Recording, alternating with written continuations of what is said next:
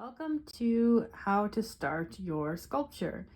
In this workshop, I'm going to be going over how to go from the armature stage, which is what we talked about in my previous workshop. In this video, we're going to be going through how to get the clay on, how to form basic proportions, and a little bit of background about kind of how to decide what to make your sculpture look like, how to position everything, composition, balance, and all of that kind of stuff.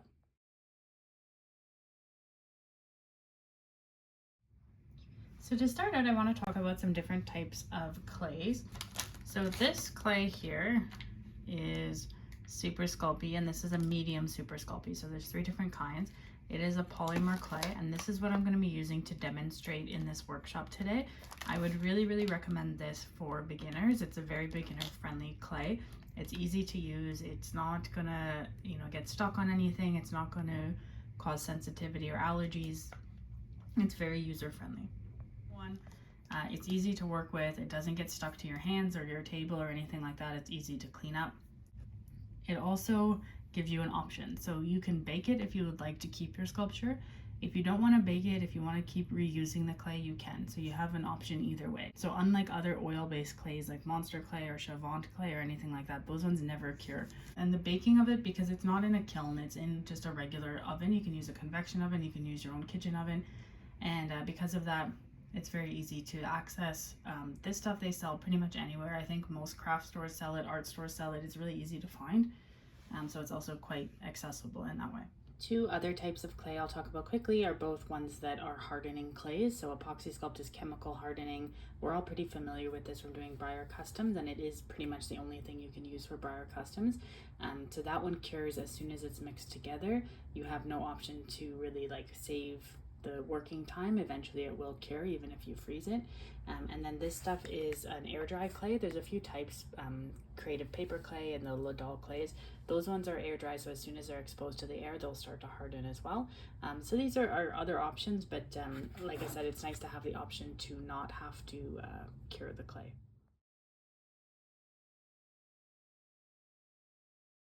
When talking about references, I always recommend skeleton photos, anatomical photos, that kind of a thing. It's just helpful to see what things look like underneath. Real life photos of horses, whether in books or if you have it digitally, if you have on your phone, those can be really helpful. Video footage I find really helpful, especially nowadays with TikTok and all of this. There's a lot of slow motion videos that you can see of horses moving. That's really helpful for learning anatomy. I have a whole stack of different books here, different ones that you can kind of refer to. And then in addition to that, people say don't use model horses, don't use Breyer models, but I find Breyer models can actually be very helpful when you're doing a sculpture versus when you're doing some sort of flat art.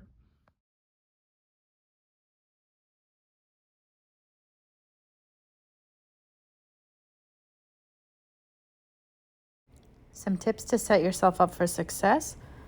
So number 1, don't go too specific with breed or position. Allow yourself to be able to change that partway through.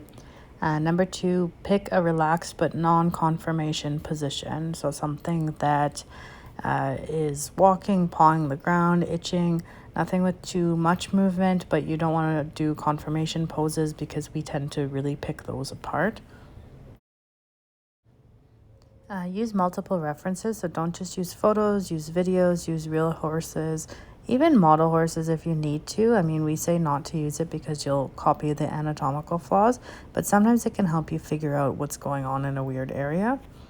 When you're looking at a horse from the side like this, this is all well and good. I can take measurements of the horse's back, of the horse's leg. You get into these kind of weird areas. So for example, looking directly underneath the horse, you'll notice here there's kind of an indent from the horse's elbow that goes up, and it's in a different spot depending on the horse's leg. Places like that you don't really see in photographs very well, and it's hard to tell what they're supposed to look like just from a flat photo.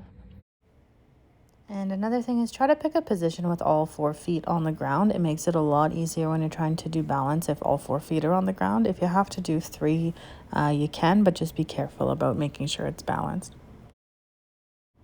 So there's some cheats you can use to avoid frustration, just little shortcuts you can take. One thing you can do is make your horse less fit, make it a little more fuzzy, so that covers up some of those muscles that you're having trouble sculpting. You can also use hair, so I use, for example, feathering on the legs to cover up imperfections. You can use mane to cover up imperfections on the neck. You can use the tail. You can even use the forelock and cover up like an eye or part of the horse's face that you're having trouble getting symmetrical. So all of the things, the tips I gave are just suggestions if you're starting out, just to make things easier and to avoid frustration. All of them are completely optional, and of course do what inspires you and what you think is gonna look good in the end. Once you have your armature that's all measured and everything, like you can assume the wire lengths are pretty correct and everything, and then just kind of move the wires around and find a position that you like. I'm gonna keep them in a fairly relaxed position, so maybe we'll put the foot out slightly so you can be kind of just walking. So let's talk about some materials and tools. So you want to have anatomical references, photographs of horses, everything like that, pliers, your armature that you've already made, the polymer clay. So for a sculpture, I would say classic size or smaller, 1 block of clay should be good enough, 1 pound. I use rubbing alcohol to smooth. I find it's really nice because it evaporates, but the Sculpey brand does make a specific smoother. And you can also use oil. You can use mineral oil or vegetable oil, but just be careful with that because it doesn't evaporate, and so it might build up on your sculpture. So specifically for different clay tools, there's a few categories of things I like to use. So these tools that have kind of the loops on the end that cut into the clay, I really like to use those for polymer clay. The other category of tools are these kind of metal tools, and I have tons and tons of different sizes and shapes of these. Some of my favorite ones, I have this one that's kind of like a spoon shape, and then the other ones that I really like are these ones that are kind of curved at the tips. So these ones I use quite a lot as well. And then the final kind of category of tools that I really like are all of these kind of silicone tip tools or rubber tip tools. So these gray ones are a little bit more soft than the I guess beige or ivory colored ones. And those ones you use with your smoothing agent. So you use with rubbing alcohol and you can kind of get finer details. X-Acto knife I really like to use for polymer clay. I don't use it really with epoxy sculpt, but for prepping I use as well. But for polymer clay, I use this actually primarily, and you'll see in the first stages that I'm sculpting, I use the X-Acto knife as probably my main tool. So at this stage, when I first add my clay, and this is just polymer clay, so you don't have to do anything too fancy to get this ready to put on the horse. Out of the package, it's a bit stiff, so you might have to condition it, just kind of squish it in your hands. If you get a really, really old batch of clay, you might have to put it in a food processor or a pasta machine or something like that to condition it. Depends how strong your hands are. If you have arthritis or anything like that, it might be better just to use a machine in general. And then you can get Sculpey with different firmnesses. So I have a medium. You can get a firm, but that's a lot harder to condition. And then you can also get the regular beige colored Super Sculpey, which is a lot softer. And then what I do is I kind of pinch the clay into just, I guess, a blob, I would call it. But I make the edges like very thin. Like that. And then when I put it onto the armature, I just kind of squish those little edges down and blend them together, so now it's attached. And then I'll just make more and more blobs of clay, just like that. And as I go, just kind of attach them. So now in starting out, what I'm gonna be doing is just kind of layering the clay onto the armature, squashing it down, and after that we'll do some kind of more general shaping. So at this point you can look at your reference, generally try to put the clay in more bulk in places that you think it's supposed to go, but just try to get the clay on there.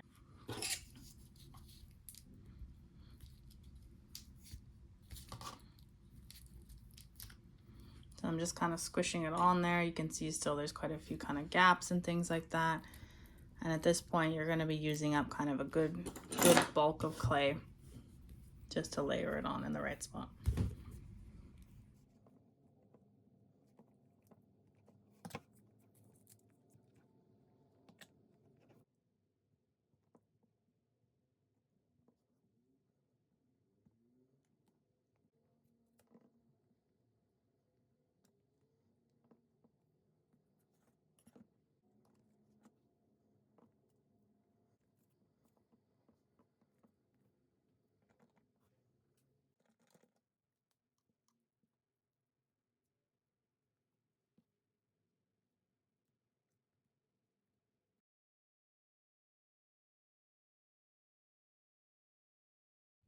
Once you get your sculpture to a stage where there's clay covering most of the body, you can kind of tell it's sort of looking like a horse.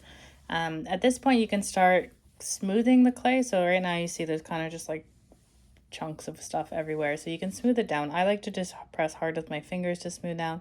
Polymer clay, when it's unbaked, it sticks to itself really well. So you don't have to worry about like, you know, scoring the clay or anything like that. And I like to use kind of big, my thumbs, I guess, usually my fingers sometimes, and smooth it down. At this stage, don't stress about detail. Don't focus too much on getting the body really smooth, fingerprint free, anything like that, because it's going to end up getting kind of mushed up and redone later. But you want the clay to kind of all be uniform at this stage.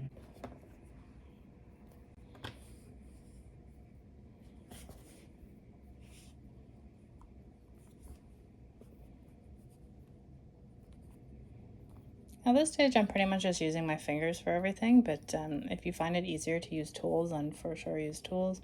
And this kind of stuff, it's like up to personal preferences. As you work, you'll find out like kind of what techniques work better for you.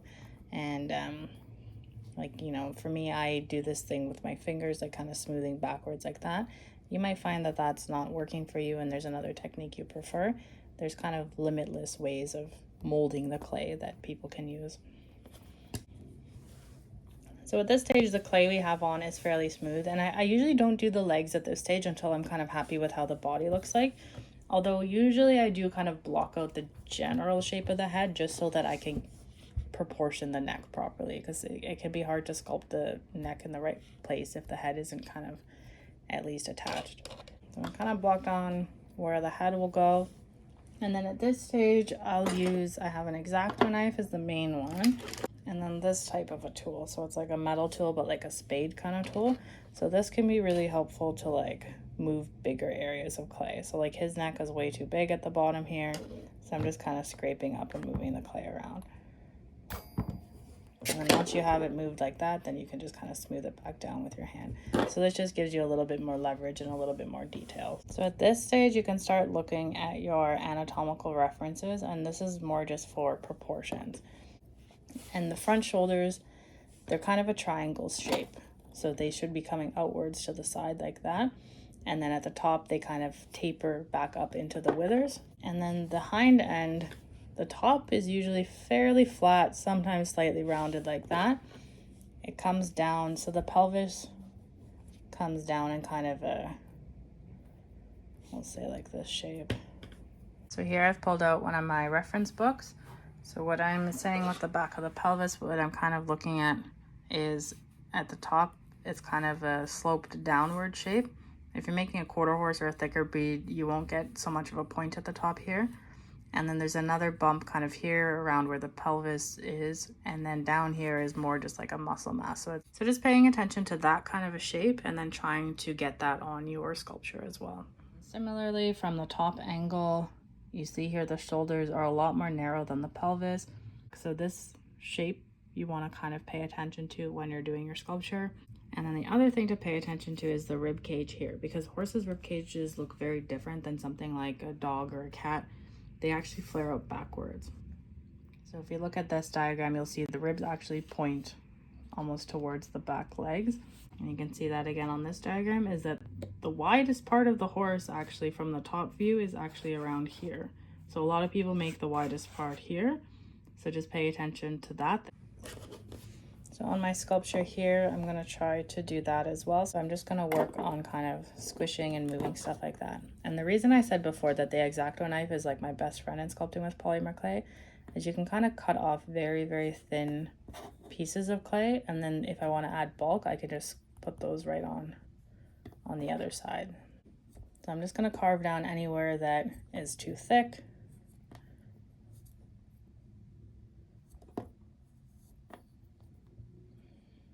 And as I go, I'm just gonna kind of smooth it down a little bit. The same with the neck. The neck is a bit of a mess right now, but that's all right. So anywhere I wanna cut down, I'll just use the X-Acto knife. So the X-Acto knife I do the bulk of my sculpting with. It's more the other tools I use mostly for the kind of details and muscle shaping at the end. So at this early stage, what I'm trying to do is get the general proportion correct. So I'm looking at that side view of the horse, I'm looking at the top view, looking at the front view, and looking at the back view, and trying to get the shapes as accurate as possible.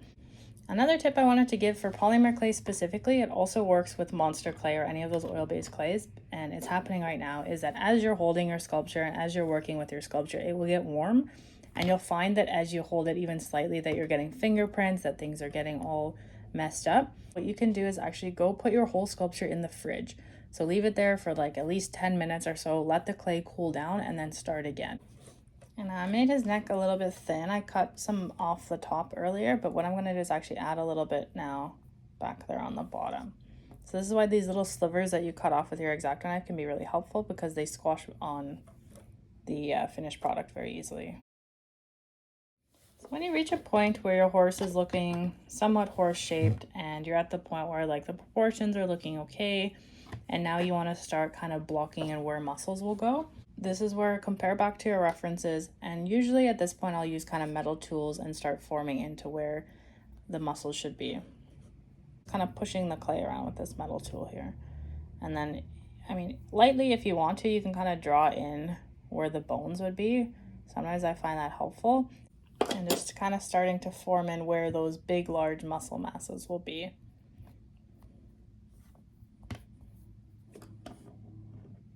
So as you work, something that's always very important, and you're going to do it so many times you'll be totally sick of it, is to check your measurements.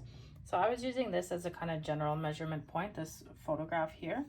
But depending on what you're using, you're going to want to measure the horse's back, compare it across, measure the necks, compare it, measuring the length of the legs and comparing it, all of that kind of thing. And keep doing that as you go, because it's very frustrating and very kind of sad when you've spent a lot of time sculpting on one area and then you realize you have to go and cut the whole thing off. It's usually inevitable, but you want to, you know, try to mitigate that as much as possible.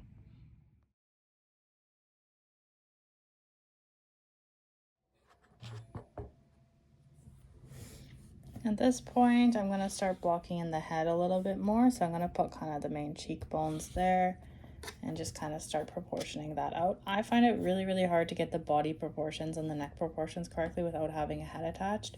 No matter how much I measure or anything like that, I still find it goes wonky unless I do the head at the same time. Similarly to the body, I'm just going to put clay on, and then once I'm working more, I'm going to go back and check like in the references, see how I'm doing, and adjust things as needed using those metal tools. I just want to demonstrate as well how to use these loop tools. So instead of an X-Acto knife, these can be good because they kind of cut in like more of a divot. So that can be really nice depending on what you're going for. The X-Acto knife cuts out kind of like flat sheets, whereas this can cut out more of a rounder shape. So if you're doing a muscle, for example, if I want there to be an indent, then this carves it in quite nicely. And you can get a lot more smoothness using this versus using the X-Acto knife. So I would have no really way to kind of cut those parts out with that. And if I used a metal tool, it's just pushing in. Sometimes I want to take away but still detail, so this really works quite well for that. Same with the neck, if I want to add in kind of a muscle line there.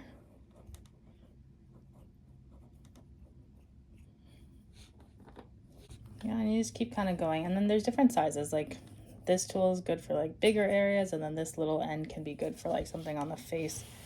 I'm trying to see, hopefully it focuses. You know, if I want to cut in like little muscle lines and stuff, even with this one, I still can.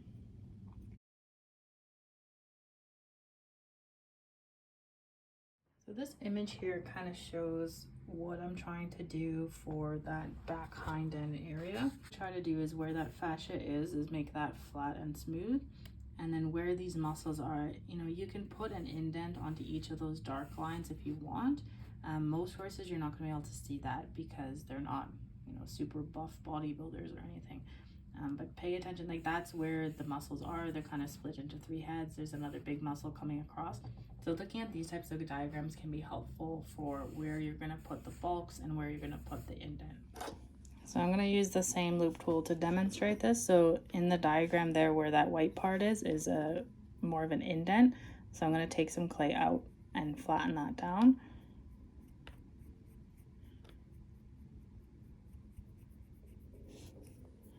and then you can see even from the side that that area has gone a bit flatter.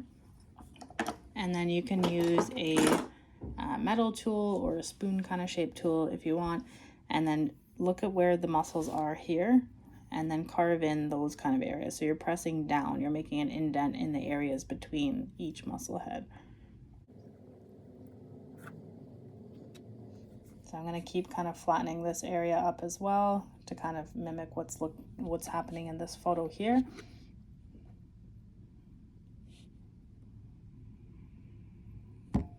Just keep kind of smoothing and keep kind of getting the shapes to looking like what's in your reference photo. And then what you're going to do is do that as well for the other side, and then we're going to do that also for the shoulders.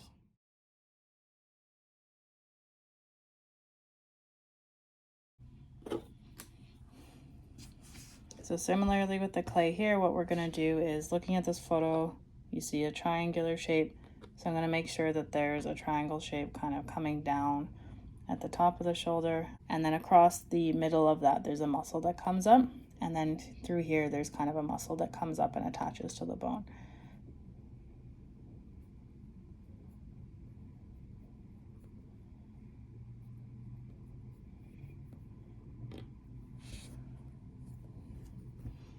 And then on this side I'm going to do the same thing. So I'll use our loop tool. So it's similar thing. So you have a triangular shape, it's bigger at the top and then it fades down towards the bottom. And then here I actually don't have enough clay to form that bottom muscle, so I'm going to add a bit more.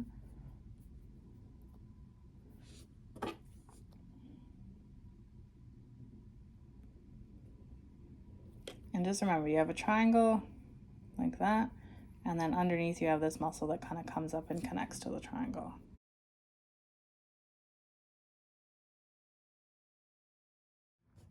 So next I'm going to talk about just briefly how to start sculpting with legs. So I never put tinfoil on the legs. I want to keep as much clay as possible just for durability. But essentially what I do to make a horse leg starting out is I roll the polymer clay into a long tube like this. And what I'll do is I'll take the X-Acto knife and I'll cut it straight down the middle. And then I'll put it onto the horse's leg like that. So I'll make sure the wire is as much as possible in the middle of the tube of clay. I don't want it onto one side or the other. Pull off the excess. And then what I'll do is I'll really try to squish this down onto the wire so that it's secure. And then I use kind of a pinching method with sculpting, because the thing is, if you press too much on one side, you're going to get a weird kind of gap against the wire. And I kind of squish it into the kind of format I want. So I know the knee is about there, so I'll kind of squish down for the cannon bone. I'll squish down for the fetlock. You're going to get excess because I put a lot on. And kind of figuring out what you want the leg to look like. At this stage, what I do is I take my X-Acto knife and I'm going to carve almost the entire leg just using the X-Acto knife to get the proportions, shapes, and everything that I want. So by doing this, you make sure that that clay stays against the wire. I also find this just generally easier. There's lots of methods for sculpting legs.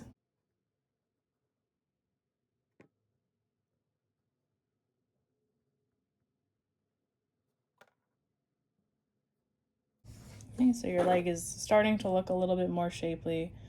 At this point, I'm going to use more X-Acto knife and just kind of keep carving down to how I want the shape to look. So even for the ankles, everything, I'm just going to keep carving out little pieces to form all the leg shapes.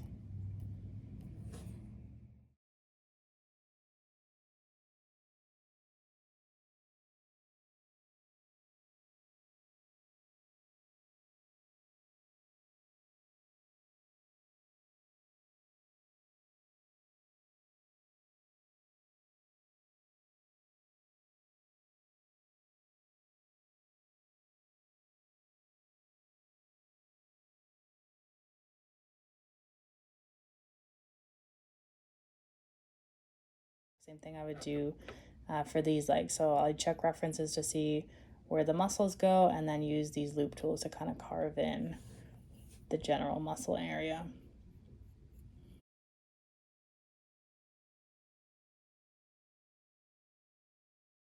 A couple more just general anatomical rules for the face. So a horse's head is split into quarters. So you have from the back of the cheek to the nose, if you draw it in perfect quarters, in the first quarter will be the eye, in the second quarter will be the end of that cheekbone, in the third quarter will be the back of the muzzle, so where the mouth goes, and then the last quarter is from the end of the mouth to the tip of the nose. Another anatomical feature that's really helpful to keep in mind is that the front of the horse's face is very diamond shaped. So between the eyes to the top of the head and then straight down, there's actually kind of a flat, almost indent that is very, very distinctively shaped. Sculpting the head and sculpting faces, I don't have enough time in this video to kind of go through everything, but we'll go through some kind of general proportional things. So in general, you have your big, cheekbone as kind of the main big landmark, and the back of the cheekbone indicates the back of the head, and the ears should be kind of right at that point right there. I'll put an ear on just to show you. You want to follow the quarter rule. So the back of the head should be 1/4 to the front of the cheek, and then another quarter from the back of the mouth to the front of the nose. So your eyeball should be here. And then at the front, like I said, what you want to do is get kind of a good diamond shape going. So from the top of the head to each eye, you should get kind of a good, like a V shape. So there should be a good indent between the front of the head, each eye.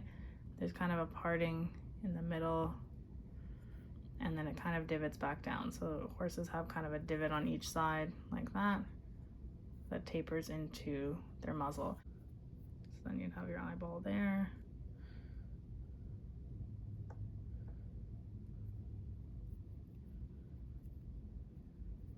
You can make a little nose.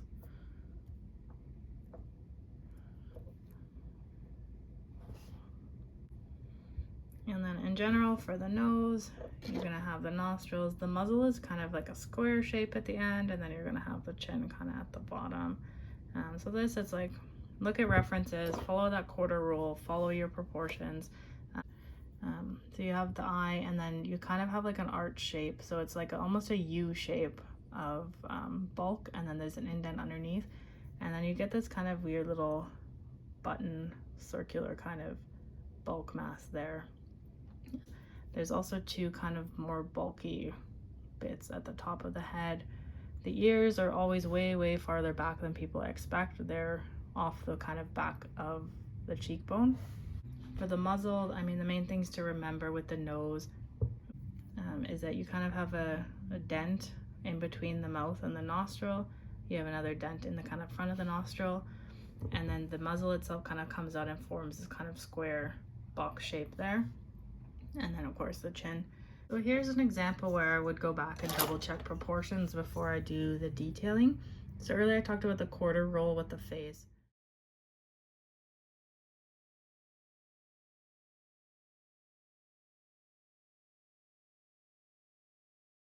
What you'll notice is that there's a lot of kind of chunks of clay everywhere. So there's little bits sticking out, there's little circles of clay, there's weird divots and things like that. So you want ideally for that stuff to get all kind of smoothed out.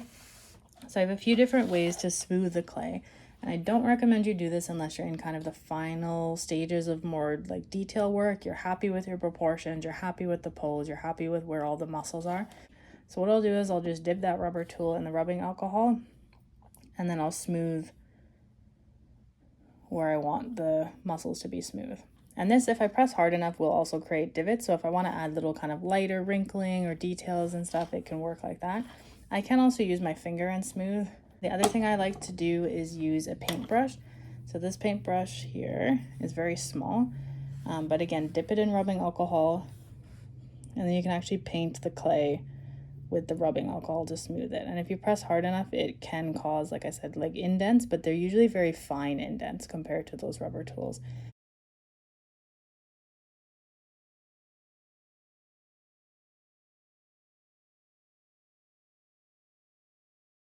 When I make a sculpture, I always do the hair and the hooves last. And the reason for this is they inevitably end up getting messed up as you go. So before you bake your sculpture, if you're gonna bake it, I recommend double checking the balance. Make sure your sculpture actually stands up still, and make sure that there's nothing weird going on, like it's not wobbly or anything. So the legs should all be square, the sculpture shouldn't be leaning.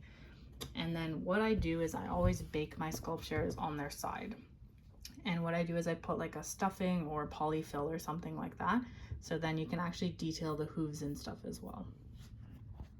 So when you bake your sculpture, put it on a cloud of polyfill or stuffing, just like that. Bake it on its side, and always remember to follow the directions that are on the polymer clay packaging for temperature and the duration of how long you're going to bake it.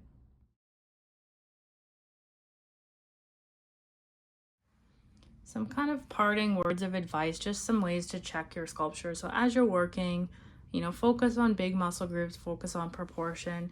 You can take photographs of your sculpture and overlay it using Photoshop or using, like, if you have a phone program, onto your reference photo to see. Sometimes our eyes don't really pick up things that are going wrong, and it's hard to tell, like, do I need to lengthen the neck? Do I need to shorten the head? That kind of thing. So overlaying it with a photograph can be very helpful.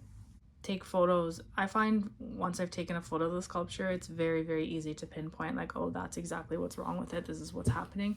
Whereas if you're looking at it with the naked eye, especially if you've been working on it for a number of hours, sometimes it gets really hard to kind of tell what's going on.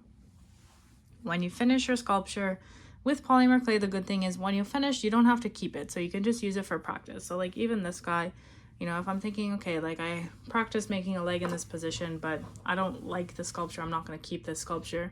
You can just take the clay, like literally right off again, see, and decide, I'm going to make it into a standing position now.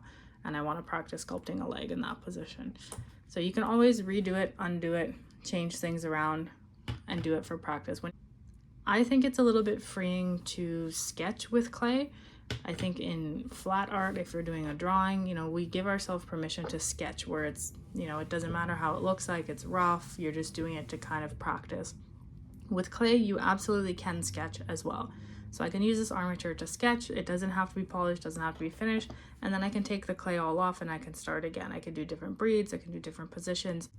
There is a saying, I'm not sure where it comes from, but it's like, it takes 1,000 hours of practice to become proficient in a skill. So when you're sculpting, I found it helpful when I started out to remind myself that, you're not making a sculpture. Like, I'm not working on this in order to finish this particular model and sell this particular model. I'm sculpting for the sake of practicing, for sculpting for fun.